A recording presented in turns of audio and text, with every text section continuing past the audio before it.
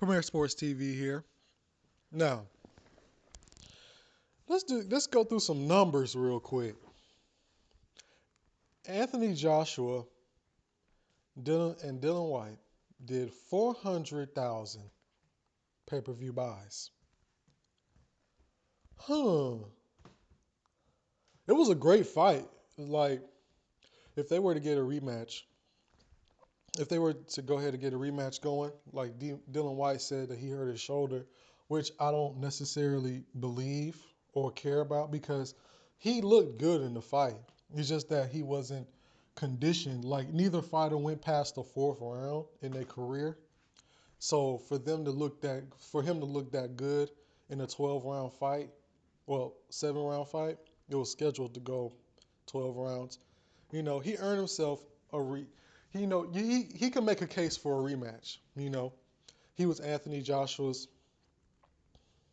toughest fight so far, but he'll probably have to work himself back up because Anthony Joshua, he proved himself, and he's probably gonna get some better competition and even bigger paydays, you know, from now on. But either way, I'm a fan of both fighters, you know, and I can't wait to see them both back in the ring. And also, um, let's go ahead and talk to Triple G fans really quick. And Triple G, uh, they did 400,000 pay-per-view buys on a pretty much a channel where in North America you have to have like a certain type of cable provider to get that pay-per-view, or you had to stream it. So imagine what they would have did if they had a great undercard and they put it on HBO. It would have did it would have did almost, and they would probably did 800,000 buys. I mean, let's just be real here. And they did that over in the UK. So what made me really think about Triple G is that he's really not the star because they did 400,000 buys in their country, you know, and you can't tell me that Triple G is from Kazakhstan, and he can't get 400,000 people to buy his pay per view. Because when you a fighter from another country and you come over to America and you establish that you're a great boxer, your whole country go behind you, dog. Your whole country gets behind you, and you telling me that not even 100,000 people from your country buying a pay per view, they can't do that. I don't know. I don't know too much about Kazakhstan. I don't know the population, and I don't know, the economics of their country. But you know, even well, that's really not an excuse because in other countries, when a fighter establishes themselves and work their way up to become a star in America, their whole country go behind them. Like it's no way around it. We've seen it. We've seen it with pretty much every fighter from a third world country.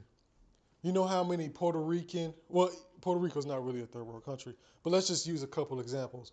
From Brazil, Puerto Rico, uh, Bolivian fighters, their whole country rally behind them.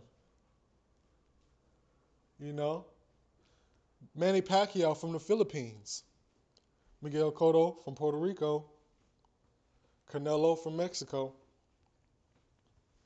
You know what I'm saying? So maybe Triple G really isn't a star, period. you know. And when you're not a star and they trying to promote you to be a star, you got to take the big fights to do it, and you got to sacrifice because everybody out here getting paid, man. You only got two. You selling out the garden. You only getting $2 million. It's either somebody somebody not doing a job or somebody getting rich off Triple G. Cause that's unheard of. You selling out the garden, but you not really getting paid for it because Andre Ward getting paid $2 million to fight on BET, and that undercard was terrible, and Andre Ward really wasn't fighting a threat. He fought a guy in Paul Smith that nobody has ever heard of. So really, everybody getting paydays. Everybody getting paid and doing and not doing much work, fighting threats, but Triple G. So you telling me Triple G, you selling out the garden, you can't get $5 million? You can't get $10 million? I'm confused because I never heard of a guy selling out the garden and not getting broke off. You feel me? So Triple G, all I want to say to you is you're a great boxer, but you're not a star because for you not to have your whole country behind you is unheard of. I have never seen that before with a guy that's coming from out of the country and you know coming to America and fighting, and he don't really get support from his own country like that. Because they packed the card. They had Chocolate Tito. They had an Eliminator in there. I mean, and they had some great fights up in there, man. They had some great fighters in the undercard. I mean, they even had like Chocolate Tito. They were trying to rank him to be number one pound for pound. They saying that he number one pound for pound. He's regarded as number one pound for pound for some people. And y'all couldn't get 100,000 buys. I mean, I don't know, man. Y'all tell me. I'm confused. So Triple G, man, if you really want to become a star, period, you gotta get in there and get some big names on your stuff, man, on your resume. Premier Sports TV here. Please subscribe.